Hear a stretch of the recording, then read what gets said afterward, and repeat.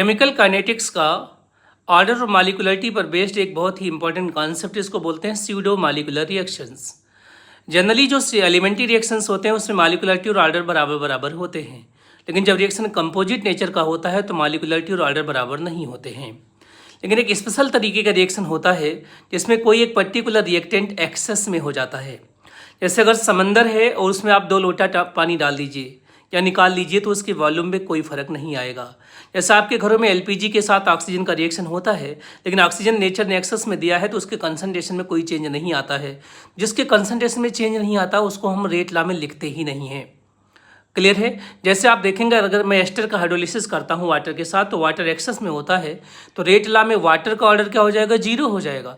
तो ऑर्डर तो 1 आएगा लेकिन मॉलिक्यूल 2 इन्वॉल्व हो रहे हैं।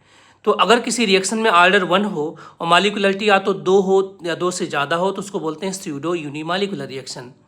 ऐसा अगर किसी रिएक्शन में ऑर्डर 2 हो और मॉलिक्यूलरिटी 3 या 3 से ज़्यादा आ रही है तो उसको बोलते हैं स्यूडो बाई मॉलिक्यूलर रिएक्शंस। एक एग्जाम्पल है H2O2 का डिकम्पोजिशन कराते हैं आयोडाइड के प्रेजेंस में अल्कलाइन मीडियम में। तो अब होता है रिएक्शन से एक स्लो स्टेप में आयोडाइड अटैक करता है जो कैटलिस्ट या उसके सरफेस पे रिएक्शन होता है और H2 और O2 बन जाता है। लेकिन चूंकि आयोडाइड फिर से प्रोड्यूस हो जाता है तो उसके कंसंट्रेशन में तो कोई चेंज हुआ नहीं है, तो उसका ऑर्डर क्या हो जाएगा, 0। तो ऑर्डर 1 हो गया और मॉलिक्यूलरिटी क्या हो गई आपकी, 2 हो गई।